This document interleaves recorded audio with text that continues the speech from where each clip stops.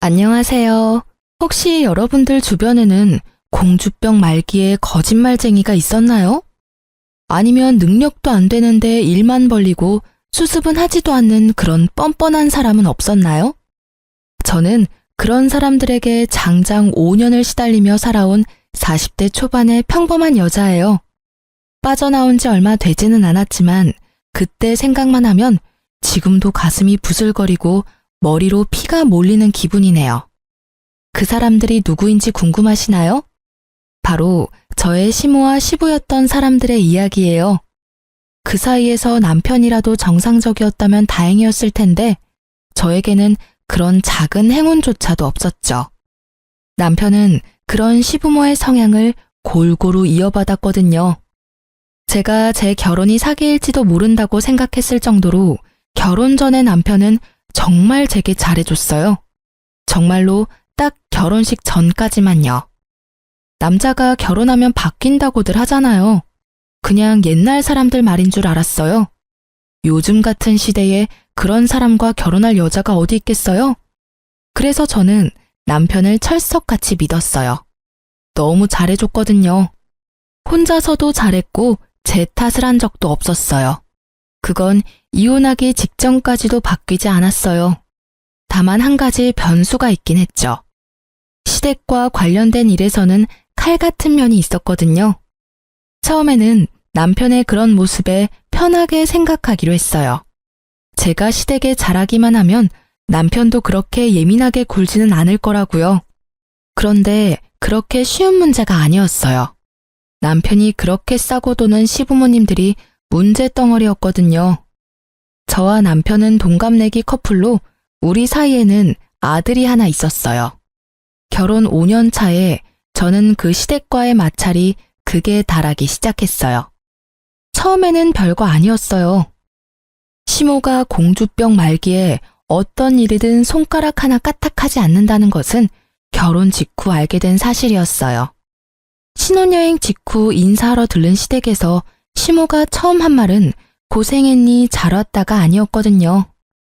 그래, 이제 너도 우리 집 식구가 됐으니 한 사람 몫을 하는 게 맞다고 생각한단다. 그러니 이번 주말에 우리가 먹을 밑반찬과 요리를 몇 가지 해오거라. 저는 당황했어요. 시댁에 잘하기로 마음먹긴 했지만 이렇게 바로 이런 일을 시킬 줄 몰랐거든요. 그래도 제가 할 수 있는 말이 뭐가 있겠어요? 네, 어머님. 혹시 못 드시는 거 있으면 미리 말씀해 주세요. 이 말뿐이었죠. 그렇게 말하고 돌아오는 길에 남편에게 이에 대해 말했죠. 나 요리도 제대로 못하는데 갑자기 이게 무슨 일인지 모르겠어.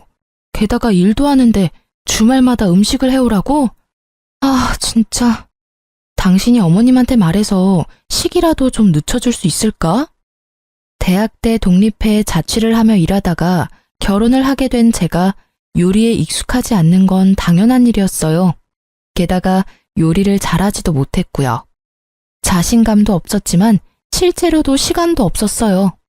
제 직장은 주 5일이 아니라 주 6일이었거든요. 토요일까지 나가야 하는 일에 시모의 그 말은 제게 있을 작은 여가 시간마저도 가져가겠다는 말로만 들렸거든요. 우리 엄마 고생 많이 하셨어. 나 학교 보내려고 안 해본 일 없을 정도로 많이 하셨고. 그래서 나 결혼하고 나면 일 그만두신다고 하셨거든.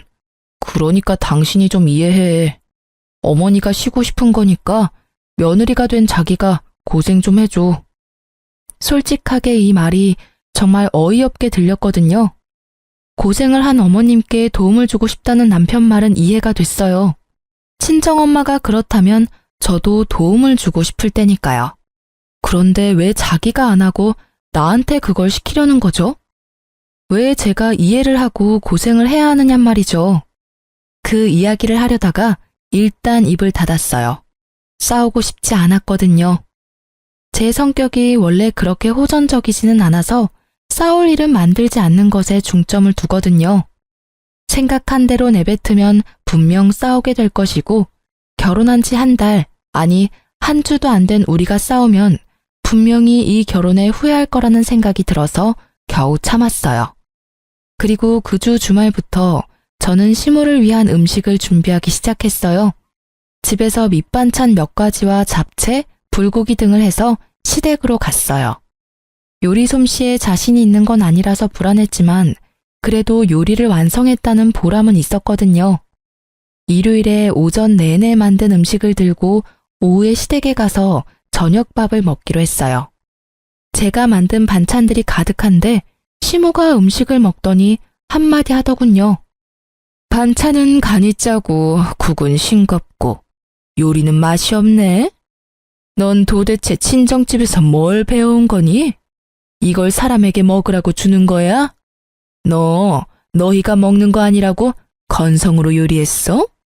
조곤조곤 큰 소리도 내지 않고 잔소리하는 시모를 보며 꾹 화를 참았어요. 친정 이야기를 꺼내는 것 자체도 열받았지만 흥분하지 않고 이야기를 꺼냈죠. 어머님, 제가 대학 졸업하면서부터 계속 일을 하는 바람에 요리를 배울 시간이 부족했어요. 시간이 조금만 더 있으면 괜찮아질 것 같은데 그때까지만이라도 좀 참아주세요. 그렇게 마음에 안 드시면 제가 다음부터는 반찬 가게에서 사올게요. 누구는 일 안 하니? 나도 평생을 일했어. 지금 좀 쉬는 것뿐이지. 요리를 배울 시간이 부족해? 부족하면 열심히라도 해야지. 뭐니 이게? 크기는 다 제각각에 간도 제각각. 요리에 기본이 안 되어 있지 않니? 그리고 반찬을 왜 사서 와? 너 돈이 그렇게 차고 넘쳐? 아니면 힘들게 돈 버는 우리 아들 더 힘들게 하고 싶어서 그런 소리 하는 거야? 그것도 아니면 시모가 반찬해오라는 말이 고깝게 들려서 사온다는 거야? 하고 싶은 말은 태산이었지만 또 참았어요. 시부도 남편도 여기 제 편을 들어주는 사람은 아무도 없었고 시모는 그런 제가 풀이 죽었다고 생각했는지 미친 듯이 몰아붙이더라고요. 정작 저는 한 귀로 듣고 한 귀로 흘리고 있었지만요. 다음부터는 음식을 사가겠다고 생각했거든요. 그런데 청천벽력 같은 소리를 들었어요. 네가 반성하고 있다면 이제부터 일요일 오전에 우리 집에 와서 음식 만들어. 내가 옆에서 지켜보면 정성스럽게 만들 수 있겠지. 제 계획이 산산조각 나는 말이었어요. 게다가 일주일 중 일요일이 완전히 사라졌다는 뜻이기도 했고요. 저는 급히 남편의 옆구리를 찔렀어요. 그런데 남편이 모른 체 하더군요. 결국 알겠노라 답하고 돌아오는 차 안에서 저는 남편에게 한마디 했어요. 어머님, 너무한 거 아니야? 일주일에 6일을 일하는 사람이 나야. 꼭 하나 남은 휴일을 뺏어가야 하는 게 맞는 거냐고. 당신이 어머님한테 말 좀 해봐. 내가 무슨 말을 해줘? 당신이 싫으면 싫다고 말하면 되지. 그리고 내가 몇 번이나 말했잖아. 우리 엄마 고생하셔서 자기한테 부탁한다고. 하겠다고 했으면 그냥 하면 되지. 왜 나한테 그런 말을 해? 당신 나랑 결혼한 이유가 당신 어머니 고생한 거 나한테 보상받으려고 그런 거야? 무슨 말을? 내가 왜 그런 이유로 당신이랑 결혼을 해? 그런 거 아니야. 당신도 진짜 너무하네. 그냥 이해만 좀 해달라고 했잖아. 이해는 해. 이해하고 있다고. 그런데 이런 식으로 사람 괴롭히려는 건 좀 아니지. 뻔히 주 6일 일하는 거 아시면서 왜 그러시는 건데? 그리고 당신이 내 사정 뻔히 알면 안 된다고 말이라도 해주던가. 어머니 힘든 거 이해하는데 왜 그 보상을 나한테 시키냐고. 당신이 직접 하면 되지. 며느리가 식모야? 내가 당신네 집 하녀야 뭐야. 결국 시모 편드는 남편 때문에 저의 인내심은 극에 달했고 큰 소리를 내지르고 말았죠. 제가 이렇게까지 화내면 남편도 화낼 거라 생각했는데 무슨 일인지 답을 안 하더군요. 그렇게 집으로 돌아와서는 아예 아무것도 듣지 못한 것처럼 아무 일 없이 행동하더라고요. 제 말을 싸그리 무시하는 것만 빼면요. 무슨 말을 해도 돌아오지 않으니 저도 실력 행사에 나서기로 했어요. 참는다고 해결된 문제는 아니라고 생각했거든요. 제가 선택한 방법은 상대방이 나가 떨어지도록 만드는 거였어요. 그 다음 주부터 아예 음식을 엉망진창으로 했어요. 아니지, 모양은 예쁘게, 맛은 더럽게 없게 만들었죠. 짜고 맵고 신 음식들을 골고루 만들어냈어요. 그런데 알고 보니 시모가 저를 시댁으로 부른 이유는 따로 있더라고요. 제게 집안일까지 시키려고 하더군요. 그런데 더 열받는 게 뭔지 아세요? 제가 땀 뻘뻘 흘리며 세면대며 싱크대며 청소하는 사이에 시모는 소파에 누워서 얼굴에 팩 붙이고 드라마 시청을 하더라고요. 며느리가 식모라도 되는 양 말이죠. 그래서 청소도 중간부터는 대충 했어요.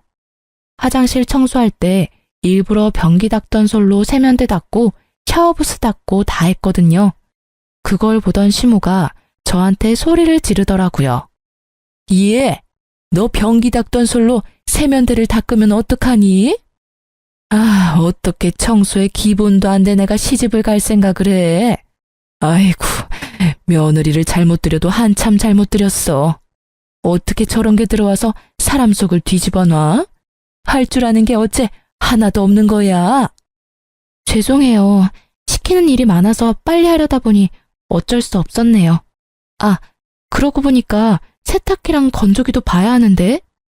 저는 일부러 염장 뒤집어 놓듯 웃으며 이야기하고는 급한 척하며 세탁기 쪽으로 갔죠. 그리고 시모에게 크게 소리쳤어요. 어머님, 죄송해요. 검은색 바지랑 흰색 옷을 같이 빨았는데 물이 들었어요. 아, 건조기에 넣었던 아버님 바지도 줄어들었는데 어떡하죠?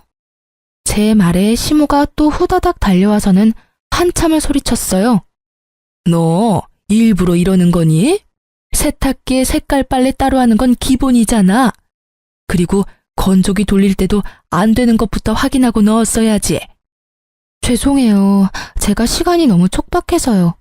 오늘 저녁에 약속이 있는데 이 짧은 시간에 밑반찬에 요리며 화장실 청소, 싱크대 청소, 빨래까지 하려니 정신이 없었네요.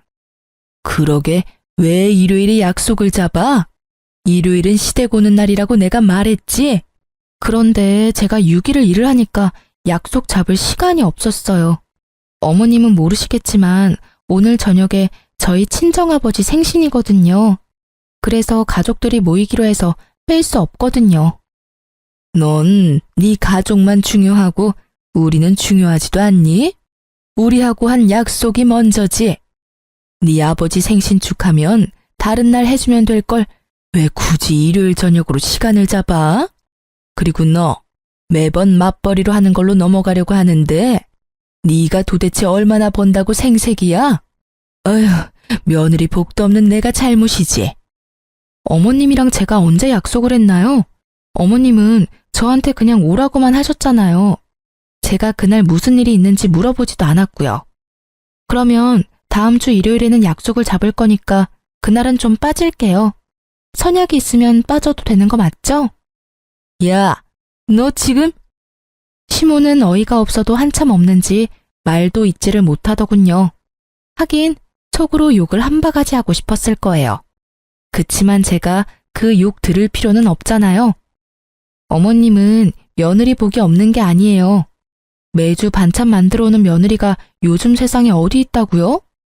그럼 다음 주는 좀 쉴게요. 어머님이 알아서 음식 만들어 드세요. 저는 그렇게 말하고 시댁에서 나왔어요. 하지 말아야 할 말을 했다는 생각보다 지금 이 순간의 개운함이 더 컸죠. 어른한테 대들고 싶지는 않았지만 상황이 상황이었으니까요. 시모의 저런 모습들이 저를 교육시키려 한 것처럼 보였거든요. 하라고 하면 무조건 해야 하는 그런 사람으로요. 그런데 그게 며느리인가요? 그건 고용인과 고용주 사이잖아요. 저는 시모의 그런 횡포에는 맞춰줄 수 없었어요. 그리고 그날 저녁에 남편이 집에 와서 저한테 한바탕 쏟아내더라고요. 당신 도대체 어머니한테 뭐라고 했길래 어머니가 알아놓으셔? 오늘 아침에 무슨 일이 있었던 거야? 어머니는 당신이 어머니한테 도를 넘은 말을 했다는데 사실이야? 도를 넘은 말? 당신은 내가 아무렇지도 않은 일에 도 넘은 말 내뱉는 사람이라고 생각해? 제 말에 남편이 당황하더군요. 내가 아무것도 아닌 일에 도가 넘는 말에 대는 그런 여자로 보이냐고. 남편은 제가 절대 그런 사람이 아니라는 걸 알 거예요. 남편이 흥분하면 그걸 가라앉히는 게 항상 제 역할이었으니까요. 게다가 도가 지나친 말을 하지 않았고 남편에게는 싸울 거리도 주지 않았기에 저희는 연애 기간에도 남들 다 아는 사랑 싸움 한 번 한 적 없었어요. 그걸 알고 있는 남편은 제 말에 당황한 거예요. 그건 아니지. 그런데 어머니가 그런 말을 하시잖아. 어머니가 나한테 거짓말을 할 필요가 어디에 있어? 어머님이 뭐라고 하셨는데? 내가 아무 이유도 없이 어머님한테 나쁜 소리 했다 그러셔? 오해가 있겠지. 아니면 당신이 일을 하기 싫어서 그런 말을 했다거나 그런 일도 있으니까. 당신 오늘 무슨 날인지 알아? 결국 제 입에서 남자들이 무서워하는 문장이 튀어나왔죠. 남편이 곰곰이 생각하더니 잘 모르겠다는 어색한 표정을 짓더군요. 오늘이 무슨 날이건 그게 무슨 상관이야. 지금 우리가 대화하는 건 당신이 우리 어머니한테 막말을 해서 그런 거고, 솔직히 당신이 오늘 기념일 때문에 화가 났었어도 어머니한테 화내면 안 되지. 솔직히 당신 요즘 우리 어머니한테 너무하잖아. 너무해? 지금 내가 당신 어머니한테 너무하다는 말 한 거야? 진짜로 너무한 게 누군데? 당신 오늘 우리 아버지 생일인 거 정말 까맣게 잊어버린 거야? 네 어머니 마음 아파 알아누운 것만 눈에 들어오고 네 장인어른 생신은 아예 머릿속에서 삭제했어? 너한테 내가 고작 그 정도밖에 안 되는 거야? 오늘 어머님이 나한테 뭘 했는 줄 알기나 하고 나한테 따지는 거야? 음식에 청소까지 시키길래 오후에 아버지 생신이라고 빨리 가겠다고 했더니 어머님이 뭐라고 했는 줄 알기나 하냐고. 시댁 일이 선약인데 왜 약속 잡았냐고 따지더라. 그게 내 오해야? 어? 정말 분노의 샤우팅이었죠. 그렇게 제가 소리 지르자 남편이 조용해졌어요. 자기 생각에도 그건 아니라는 생각이 들었겠죠. 알고 나니까 좋아? 왜? 또 나한테 따져봐. 큰 소리 치면서 말해보라고. 어이가 없어서. 앞으로 나 절대로 시댁 안 갈 거니까 알아서 해.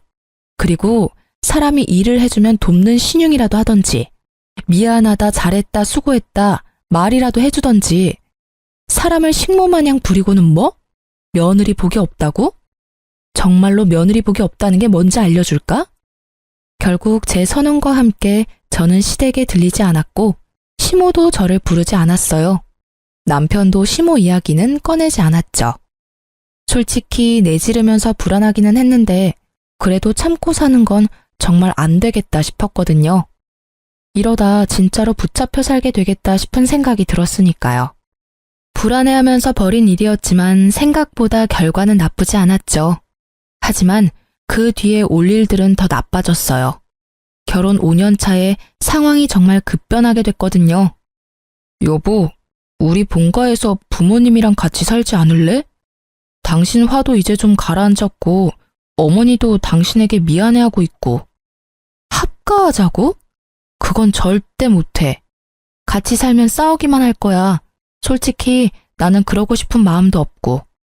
무슨 생각 때문인지는 모르겠지만 난 반대야. 일단 들어봐. 당신도 합가하는 게 더 편할지도 몰라. 우리 애도 아직 어린데 애 봐주신다고 하시잖아.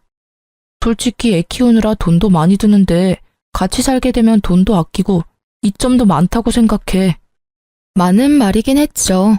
육아휴직 동안은 제가 애를 볼 수 있었지만 버는 돈이 얼마 안 되니 저축해둔 돈은 다 써버렸고 다시 일은 하러 가야 하는데 애를 어린이집에 맡기기에는 애가 아직 어렸으니까요. 분명 시모가 도와주면 수월한 면도 있을지도 몰랐어요. 하지만 시모와 제 궁합이 정말 최악이라는 게 문제였죠.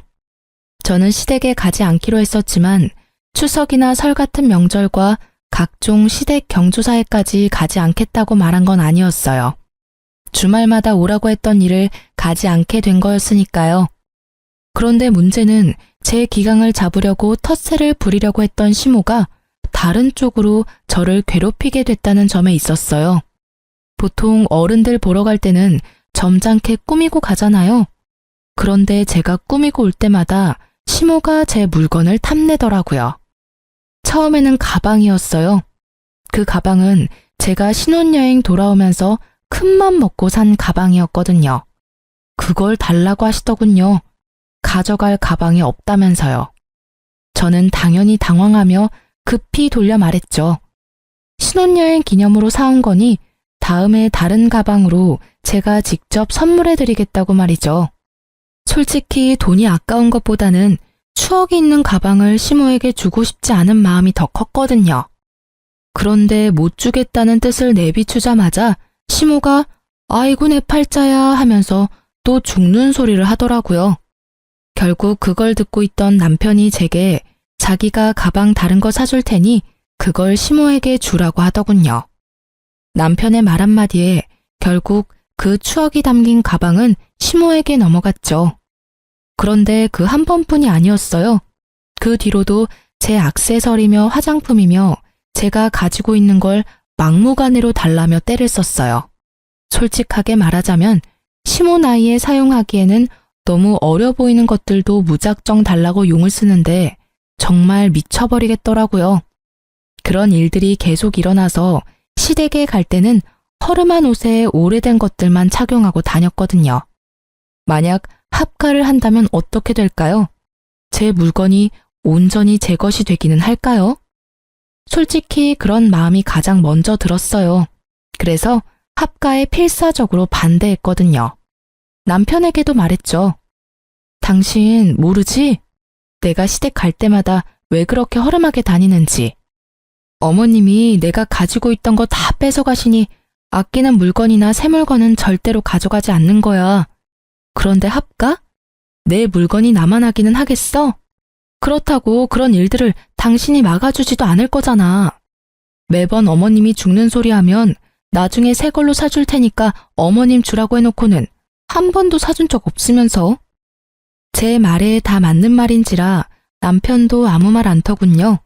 그런 남편에게 합가는 절대 안 된다고 못 받고 그 일은 끝난 듯 보였어요.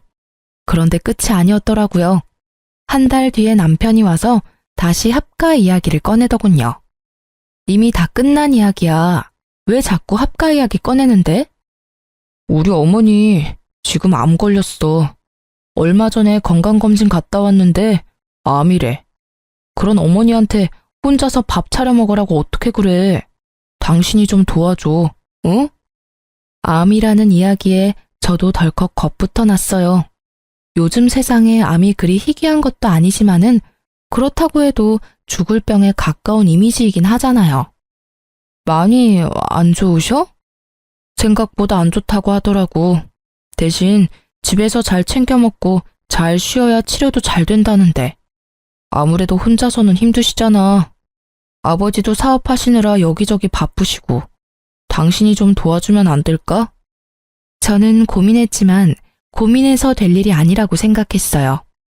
시모가 밉지만 죽을지도 모른다는 이야기를 들으니 애처로운 마음이 생기더라고요. 알았어. 그럼 우리 집 내놓고 팔리면 들어가자. 그 전까지는 주말에 가서 어머님 도와드릴게. 저는 합가를 받아들이기로 했어요. 남편은 고맙다며 그 다음날 바로 집을 부동산에 내놨죠. 결국 신혼초대로 돌아가고 말았지만 좋게 생각하기로 했어요. 그리고 그 뒤로 주말마다 시모 수발 들러 시댁에 갔어요. 3주째 되는 날 시모는 시부와 남편과 함께 서울에 있는 큰 병원에 항암 치료를 하러 가게 됐어요. 3박 4일 일정이라기에 별 의심 없이 보내놓고 저는 시댁 청소에 돌입했어요. 암 환자에게 더러운 집에서 지내게 할 수는 없으니까요. 그런데 시부 책상을 청소하다가 시부가 진 빚의 존재를 알게 되어버렸죠. 사업을 하신다고 하셨는데 몇 번이나 사업 종목이 바뀌었거든요. 솔직히 저는 시부가 사업을 하는 게 아니라 일을 안 하는 백수인데 며느리 복이 그래서 사업한다고 속인다고 생각했거든요. 그런데 그 생각이 훨씬 나을 뻔했더라고요. 시부가 가지고 있는 빚이 정말 어마어마하더군요. 매달 그걸 어떻게 갚고 있는지조차 이해가 안 갈 만큼 돈이 나가고 있었어요. 그걸 보고 저는 또 한 번 기분이 안 좋아졌어요. 시부의 빚이 곧 우리의 빚이 될 날이 다가올지도 모르니까요. 게다가 시모는 죽을 날 받아놓은 환자고. 그렇게 생각하니 진짜 지금 하는 청소도 왜 하는가 싶을 정도로 의욕이 사라져버렸어요. 그때 저희 부모님에게 연락이 왔어요. 딸, 요즘 많이 힘들지? 힘들긴 한데 뭐 괜찮아. 그런데 무슨 일로 전화했어? 내일 너희 아버지랑 제주도 가잖아. 너희 오빠 가기로 해놓고는 못 간대서. 혹시 너 시간 괜찮으면 같이 갈래? 기회이긴 했어요. 시부모와 남편은 4일 동안 집에 오지 않을 것이고 저와 아이 둘이서 친정 부모님과 1박 2일 정도만 있다 가더라도 기분 전환에는 충분할 것 같더라고요. 저는 집으로 가서 부랴부랴 준비했어요. 사실 원래는 제가 가기로 한 거였어요. 시모가 아프지만 않았다면 말이죠. 그런데 날짜 딱 맞춰서 시모가 병원을 가줬으니 저에게는 다행인 상황이잖아요. 평일에다가 성수기가 아니었던지라 티켓은 다행스럽게도 남아있었고 저는 아이와 둘이서 친정 부모님 모시고 제주도로 떠났어요. 두 분 결혼 기념일이었는데 제가 고생하는 거 알고 계셨는지 저한테 신경을 많이 써주더라고요. 그런 부모님한테 고맙기도 하고 죄송하기도 하고 그렇게 두 분 따라다니며 사진사를 자처하고 있었는데 폰 카메라 너머로 제 두 눈을 의심할 광경이 펼쳐지고 있었어요. 외손주와 함께 있는 부모님 너머로 사진을 열심히 찍고 있는 시모와 시부, 그리고 남편의 모습이 제 카메라에 찍힌 거죠. 저는 동영상으로 그 광경을 계속 찍었어요. 제가 잘못 본 게 아닌가 싶었는데 아니었어요. 정확하게 시모, 시부 남편이었어요. 그제야 제가 당했다는 생각이 들더군요. 시모가 암에 걸렸다는 것 자체가 거짓말인 거더라고요. 합가를 위한 거짓말. 게다가 이번에는 남편도 그 계획에 한몫했다는 거에 제가 더 배신감을 느낀 건 어쩔 수 없는 당연한 일이었어요. 합가를 절대 하지 않겠다고 했으니 남편이 술을 쓴 거예요. 시모가 암에 걸렸다고 하면 거절하지 못할 거라는 걸 알고 한 거짓말. 저는 온몸의 피가 거꾸로 솟는다는 게 어떤 것인지 남편과 시댁 덕분에 알게 됐어요. 당장 가서 따질 수도 있었지만 그러지 않았어요. 대신 내일로 끊어놨던 표를 모레로 바꿨죠. 일정을 더 길게 잡고 저는 잠수를 탔어요. 남편에게 연락을 하지 않았죠.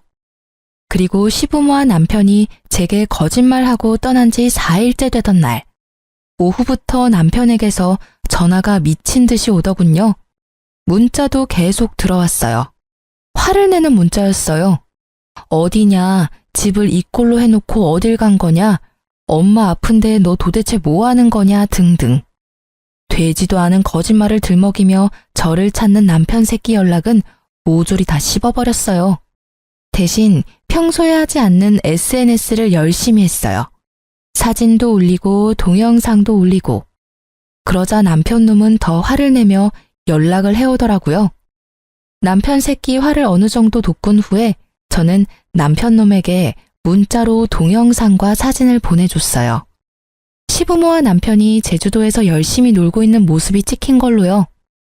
제가 그걸 보내고 나자 남편의 연락은 결이 바뀌었어요. 오해가 있다. 당신이 생각하는 그런 거 아니다. 그러니 얼굴 보고 이야기하자. 남편 놈이 급한지 계속 그렇게 연락을 해오더라고요. 저는 여전히 답을 하지 않았고 친정 부모님과 느긋하게 돌아왔어요.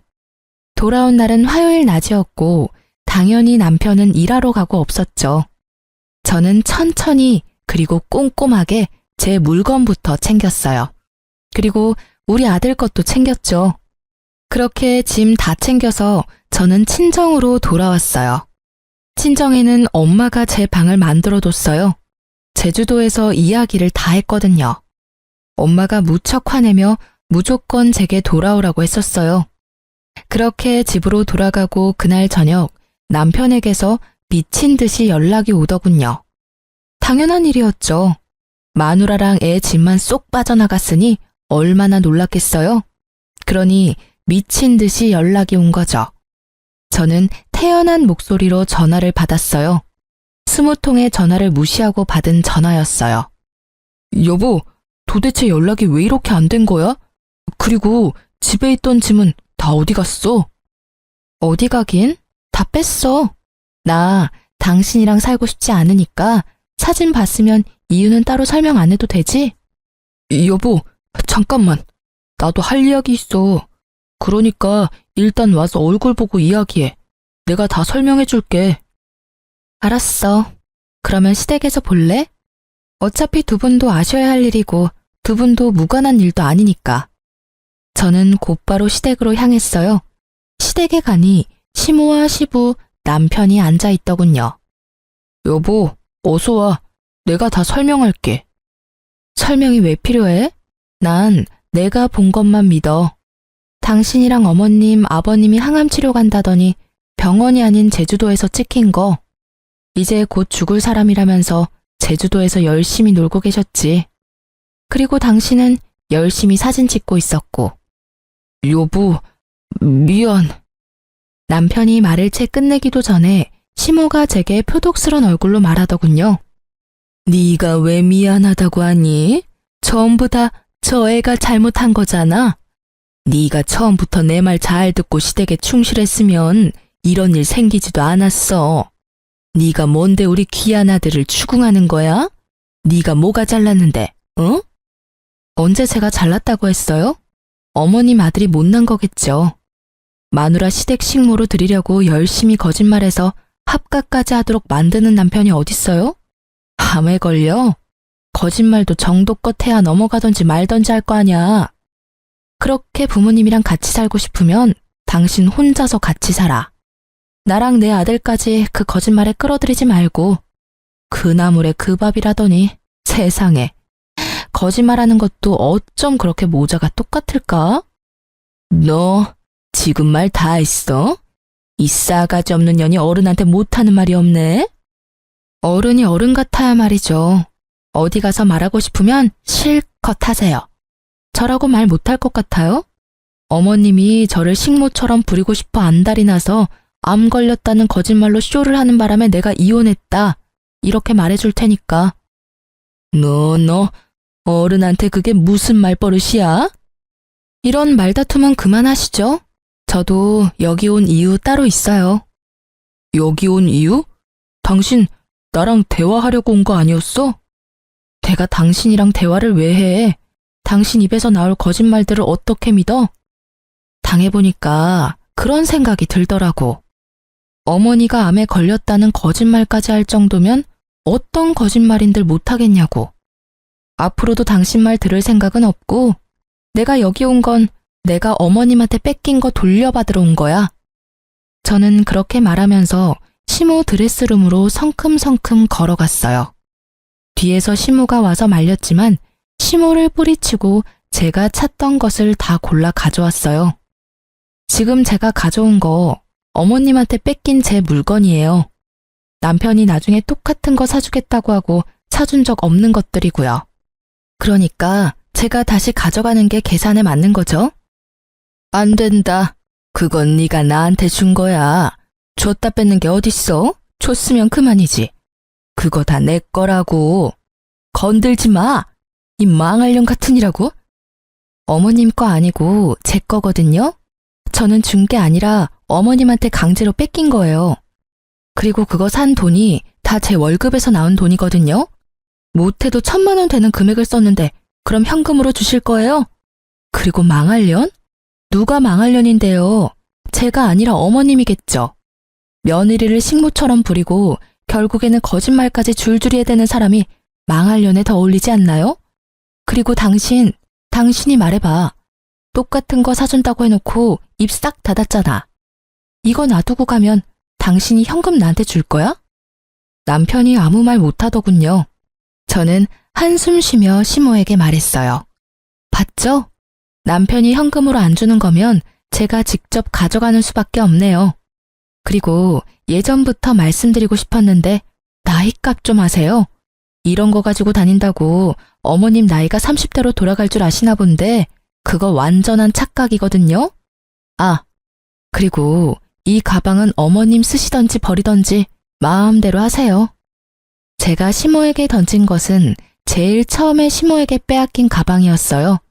신혼여행 기념으로 샀던 가방이요. 처음에는 그걸 제일 먼저 돌려받고 싶었는데 이제 필요 없게 됐거든요. 그 가방의 가치는 신혼과 사랑의 추억이었는데 이제 그딴 거 없어졌으니까. 저한테 휴지 조각보다 못한 물건이에요. 그러니까 어머님 가지세요. 필요 없으면 버리시고요. 제 말에 남편이 당황한 듯 저한테 말하더군요. 여보, 당신 진짜로 이혼 생각하는 거야? 내가 거짓말한 건 정말 잘못했어. 그렇지만 그렇다고 그거 한 번으로 이혼은 너무하잖아. 나한테도 기회를 줘야지. 기회? 기회 같은 소리하고 자빠졌네. 이 정도로 큰 거짓말로 사람을 속였으면서 기회? 난 사기꾼한테 기회를 줄 정도로 착한 사람이 아니거든? 지금 당장 다 뒤집어 엎어버리고 싶은 거 꾹 참고 있으니까 더 이상 내 성질 돋구지 말고 찌그러져 있어. 제가 화내는 걸 처음 목격한 남편이 너무 놀란 나머지 딸꾹거리며 제게서 물러서더군요. 사람이 참는데도 한계가 있는 법이거든? 사람이 좋게 넘어가려니까 호구로 보고 지랄이야. 누군 화를 못 내서 가만히 있었겠어? 똑똑히 들어. 나는 절대로 당신 용서 못해. 아니, 안 해. 남편을 향한 막말에 시모는 거의 졸도하듯 주저앉았고 저는 그 사람들 다 놔두고 그 집에서 나왔어요. 속이 어찌나 시원하던지. 그러고 이혼 소송이 진행됐어요. 애가 있어서 그런지 생각보다 오래 걸리더군요. 제게 호되게 욕을 얻어먹은 남편놈은 그때 제 모습에 놀란 건지 이혼을 최대한 빨리 하려 노력하더군요. 그렇게 한 달쯤 지난 어느 날 남편에게 연락이 왔어요. 제발 한 번만 만나달라고요. 갑자기 저 자세로 나온 이유가 궁금해서 만나러 갔는데 뜻밖의 말을 하더군요. 이혼 다시 생각해보면 안 될까? 나는 여전히 당신 사랑하고 이혼은 정말 안 될 것 같아. 저는 이 사람이 뭐 잘못 먹었나 싶었어요. 왜 갑자기 이런 소리를 하나 싶어서 떠봤죠. 무슨 일이길래 또 양념을 쳐? 나 당신이랑 절대로 같이 안 살아. 내 인생에 당신은 해로운 인간으로 확정됐으니까. 여보, 제발 다시 한 번만 생각해봐. 나는 당신이 하라는 대로 다 할 수 있어. 그리고 당신이 원하는 대로 해도 돼. 절대로 합가 이야기 꺼내지도 않고 어머니도 내가 잘 막을게. 제 부모 이야기라면 껌뻑 죽던 인간이 저런 말을 하니 흘려들을 수 없겠더라고요. 사실대로 말해봐. 무슨 일 있지? 나한테 그만큼 욕 얻어먹었으면서도 재결합하자는 이야기를 하는 걸 보니 뭐가 터져도 크게 터졌나 본데? 아버지, 우리 아버지 암 걸리셨어. 폐암. 암? 또? 이번에는 아버지 암이야? 정말 레파토리 지긋지긋하네. 이젠 암 말고 다른 병명 꺼내야 하지 않아? 그거 이미 약발 떨어진 지 오래거든? 아니야, 이번엔 진짜야. 아버지 암 걸렸는데 집에 아버지 보살펴줄 사람이 아무도 없어. 그래서 나더러 재결합해서 수발이나 하라고? 내가 미쳤어? 설사 당신 말이 진짜라도 내가 왜 해? 수발 들라는 건 아니고 내가 다 할 테니까 당신이 집을 좀 맡아주면 안 될까 해서. 낮에는 어차피 어머니가 병간호 할 거고 저녁에는 내가 갈 거야. 그런데 그러면 내가 쉴 시간이 없잖아. 그러니까 당신이 집에서 밥도 좀 해주면 나도 편할 거고. 솔직히 어머니가 제대로 병간호를 못하니까 매번 내가 불려나가거든. 게다가 지금 집에 일 생긴 것도 내가 다 떠맡게 돼서 몸이 10개라도 부족해. 그래서 네가 할 일이 너무 많으니 나더러 다시 돌아와서 그 일 좀 나눠 해라. 그 말이지? 진짜 사람 참 안 변하네. 어떻게 그렇게 이기적인 그대로인지 모르겠네.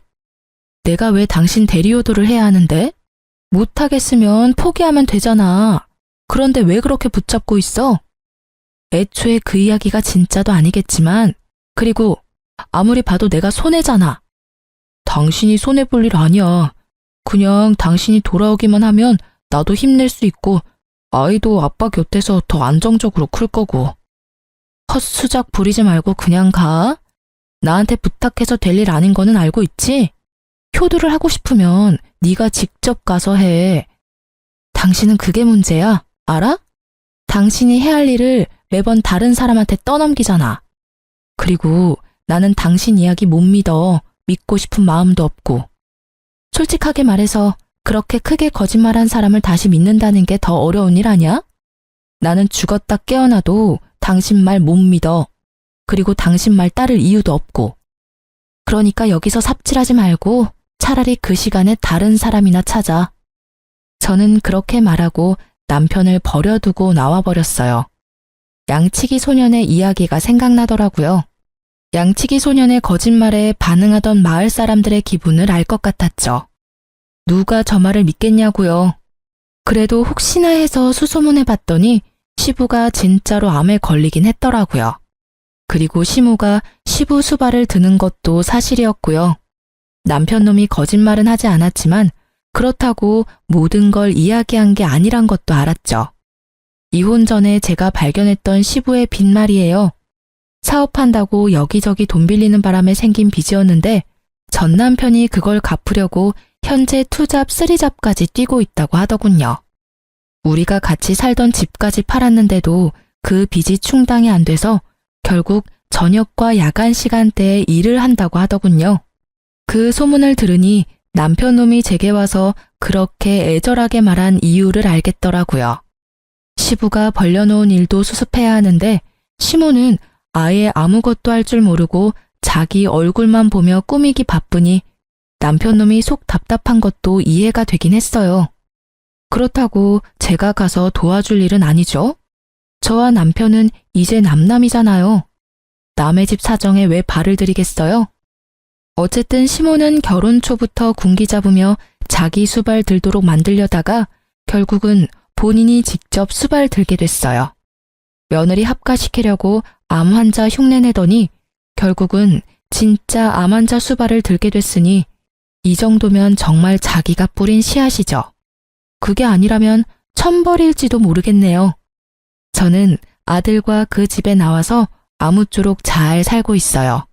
솔직함을 더하자면 물론 순탄하지만은 않았지만 만약 제가 이혼을 하지 않았다면 저 수발과 사업빚이 모두 저에게도 돌아왔을 거라는 생각에 오싹하긴 하더군요. 지금의 시댁 상황을 생각하면 순탄하지 않았던 그날들도 감사해야 할 날들이라는 생각이 들어요. 게다가 지금은 그런 힘든 일들도 다 지나가고 어느 정도 자리를 잡은 상황이거든요. 친정과 친구들이 제일 많이 도와줬어요. 혼자 애를 키우는 것도 쉬운 일은 아니었지만 그래도 주변 사람들의 도움으로 잘 컸다고 생각해요. 만약 홀로 되는 것이 두려워 이혼을 선택하지 않았다면 발바닥에 땀나도록 고생하고 있던 건 제가 되었을지도 모르죠. 만약 남편에 대한 사랑과 신뢰가 있었거나 시부모에게 많은 관심과 배려를 받았다면 그 고생마저도 기꺼이 했을지도 몰라요.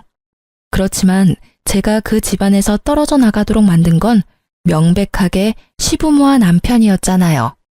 제게는 그 사람들 위해 저를 희생할 이유가 단 하나도 없었어요. 아픈 시부를 놔두고 이혼했다는 말을 사람들에게 들을 때마다 저는 그렇게 이야기해줬어요. 지금도 저는 제가 잘못했다거나 심했다고 생각하지는 않아요.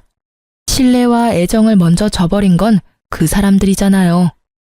제가 그 사람들을 위해 뭔가를 해줄 필요 따위 없다고 생각해요. 저는 거짓말이 모두 나쁘다고 생각하는 건 아니에요.